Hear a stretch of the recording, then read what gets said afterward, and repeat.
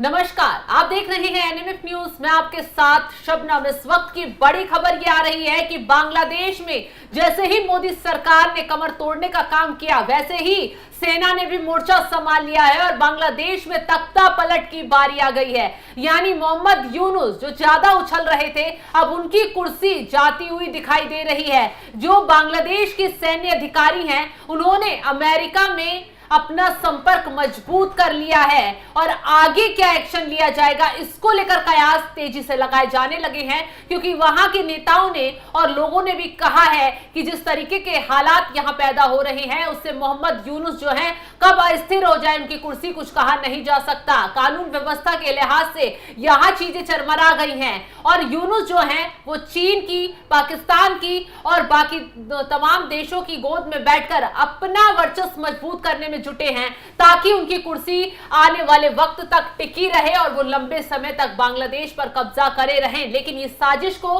वहां की सेना ने भांप लिया है और सेना ने अब यूनुस की कुर्सी को हिलाने की कवायद शुरू कर दी है। तो अभिषेक, जो मोहम्मद यूनुस भारत को आंख दिखाने की कोशिश कर रहे थे, वो तो खुद अपने राज्य में फंस गए हैं, कुर्सी भी नहीं बचा पाएंगे अब तो। देखिए, बहुत सारी चीजें हैं, थोड़ा सा वक्त दीजिएगा, धीरे धीरे समझ में आएंगी चीजें। ये जो सेना की तरफ से अब कहा गया है या फिर ऐसे कयास लगाए जा रहे हैं कि तख्तापलट बांग्लादेश में हो सकता है, वो कोई नई बात नहीं है। पहले तो मैं आपको ये बता दूं, क्योंकि मार्च के महीने में भी सेना की तरफ से बयान आया था, सेना प्रमुख का बयान आया था कि हमारे हाथों से चीजें निकल रही हैं, हम चीजों को कंट्रोल नहीं कर सकते हैं, आप अपनी जिम्मेदारी पर रहें। मतलब आम लोगों से ये कहा था आप सुरक्षित रहें, चीजें नियंत्रण से बाहर जा सकती हैं। और अब समझिए, ये तो हुआ सेना प्रमुख का पहला बयान। और अब जिस तरीके से कहा जा रहा है कि सेना के अधिकारी अमेरिका गए हैं, वहां बातचीत कर रहे हैं। देखिए, जो पाकिस्तान है ना, पाकिस्तान की नीति पर फिलहाल बांग्लादेश चल रहा है। जिस तरीके से अनेक अफवाहों के कॉन्सेप्ट पर पाकिस्तान काम करता है। देखिए, निकला तो भारत से पाकिस्तान, मतलब जन्मजात जो बाप है वो तो हिंदुस्तान है। उसके बाद इसने अपना बाप बनाया अमेरिका को, पाकिस्तान ने। फिर अमेरिका से जब हित पूरे हो गए, फिर इसने अपना बाप बनाया चाइना को। चाइना के साथ फिलहाल है, और एक और बाप इसका बना हुआ है फिलहाल तुर्की। ठीक है, अब इसी तुर्की को और चाइना को पकड़ कर रखिएगा, पाकिस्तान को पकड़ कर रखिएगा। अभी बांग्लादेश ने, कल ही की बात है, जब एक नक्शा जारी किया इन्होंने सल्तनत बांग्ला के नाम से। बांग्लादेश का एक नक्शा जारी किया, सल्तनत बांग्ला उसका नाम था। टर्की का जो एक संगठन है, तुर्की का जो एक संगठन है, उसने प्रदर्शन किया बांग्लादेश में और उसने वो नक्शा जारी किया। उसमें पता है आपको क्या खास है? उसमें खास ये है कि उस नक्शे में झारखंड को बांग्लादेश का बताया गया है, ओडिशा को बांग्लादेश का बताया गया है, और बिहार के भी कुछ जिलों को बांग्लादेश का हिस्सा बताया गया है।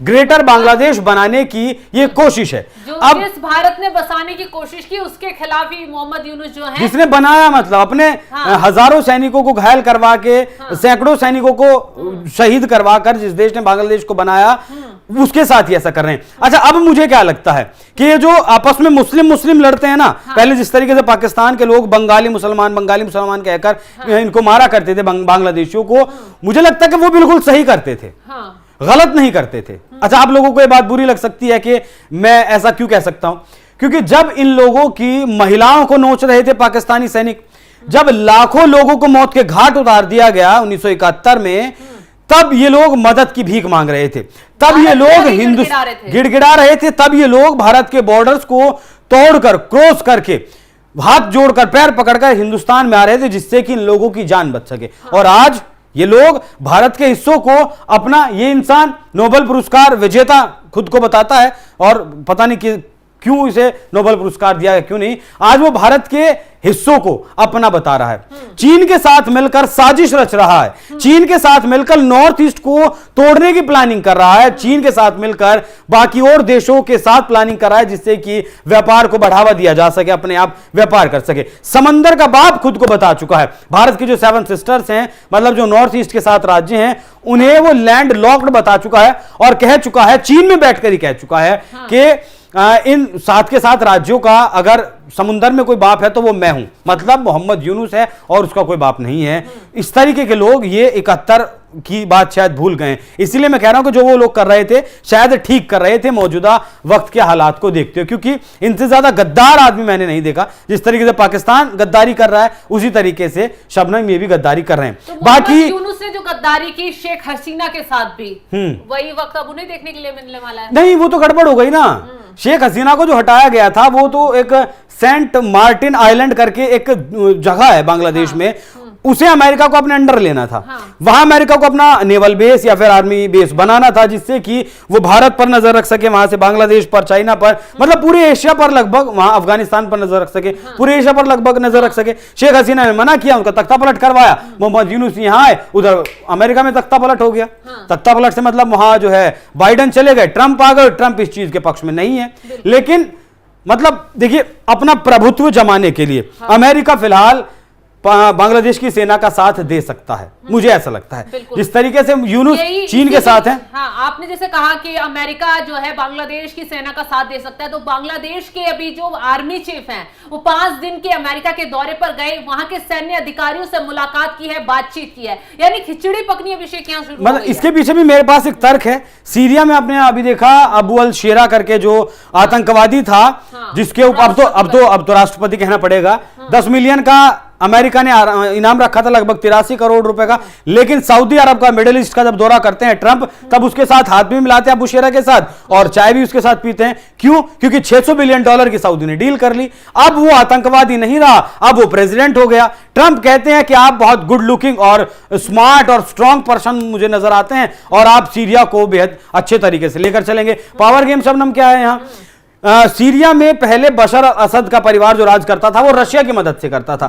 रशिया फंसा हुआ यूक्रेन के युद्ध में, 60,000 से ज्यादा सैनिक रशिया के रहा करते थे सीरिया में, वो उसे वहां से डिप्लॉय करने पड़े। जैसे ही वो डिप्लॉय हुए, अमेरिका ने यहां तक तपलट करवा दिया। अब सीरिया में किसकी सरकार है? बशर अल असद की। और वो किसके समर्थन में है? अमेरिका की। एक तरीके से रूस को नीचा दिखा दिया और प्रभुत्व दुनिया में, दुनिया के एक और देश में बढ़ गया। ठीक वैसे ही पाकिस्तान जिस तरीके से चीन की गोद में बैठा है, उसे काउंटर करने के लिए बांग्लादेश में अगर तख्ता पलट अमेरिका करवा दे तो मुझे नहीं लगता कि बहुत ज्यादा हैरानी की बात होगी। और हाँ, एक लास्ट बात कहकर अपनी खत्म करूंगा। जिस तरीके से सीरिया के आतंकी को अब राष्ट्रपति बनने की मंजूरी दी है ट्रंप ने, अगर आज ओसामा बिन लादेन जिंदा होता तो शायद ट्रंप का गोल्डन बॉय होता। बिल्कुल, और हाफिज सईद भी आने वाले वक्त में ट्रंप का गोल्डन बॉय बन जाए तो ये किसी से नहीं, हैरानी नहीं होनी चाहिए, जा सकता, हैरानी नहीं होगी इस बात पर। और जिस तरीके से अब बांग्लादेश के हालात नजर आ रहे हैं, और बड़ी खबर बांग्लादेश से निकलकर ये सामने आई है कि सेना ने तैयारी पूरी कर ली है और मोहम्मद यूनुस जो बहुत अकड़ दिखा रहे थे भारत को, व्यापार के मामले में भारत को आंख दिखाने की कोशिश कर रहे थे, उनकी खुद की अकड़ टूटती हुई नजर आ रही है, क्योंकि सेना मोर्चा संभालते हुए उनकी कुर्सी हिलाने की तैयारी। देखिए शबनम, ये आदमी कोशिश कितनी भी कर ले, लेकिन आने वाले 3 से 4 महीने नहीं टिक पाएगा बांग्लादेश में। 4 महीने तो बहुत मतलब इसीलिए ज्यादा बोले हैं, इसीलिए मैंने ज्यादा ज्यादा बोले हैं। ये 3 से 4 महीने मतलब सितंबर अगस्त तक ये आदमी इससे ज्यादा नहीं रह पाएगा बांग्लादेश बिल्कुल में। अभिषेक, तो जिस तरीके से जो बांग्लादेश के आर्मी चीफ हैं वो जाकर अमेरिका के अधिकारी, सैन्य अधिकारियों से मिलते हैं, बातचीत करते हैं, 5 दिन का उनका दौरा बताया जाता है और इस दौरे ने ही पूरे बांग्लादेश में सनसनी पैदा कर दी है, हड़कंप मचा दिया है। एक तरफ यूनुस जो है वो चाहते हैं कि यहाँ पर आम चुनाव ना हो और उसकी वजह से वो इसी तरह टिके रहें, और बाकी जो देश हैं, चीन हो, अमेरिका हो या पाकिस्तान हो, उनका अच्छा बनकर, उनका बच्चा बनकर वो यहाँ बांग्लादेश में राजनीति करते रहें। लेकिन जो हालात इस वक्त बांग्लादेश के बन गए हैं, कानून व्यवस्था जो ठप होती जा रही है, लोगों को तबाही झेलनी पड़ रही है, हिंदुओं पर अत्याचार बढ़ रहे हैं, वो सेना भी एक एक चीज नोट कर रही है और पूरा देश उसकी वजह से ध्वस्त होता जा रहा है। अब ऐसे में देखना यह होगा कि बांग्लादेश में जो तख्ता पलट की खबरें आनी शुरू हो गई हैं कि जल्द हो सकता है, कब तक यूनुस की कुर्सी को हिलने की खबर सुनने को मिलती है, ये देखने वाली बात होगी। फिलहाल आप क्या इस खबर पर राय रखते हैं, कमेंट कर जरूर बताएं और तमाम खबरों की अपडेट के लिए आप हमारे साथ जुड़े रहें। नमस्कार।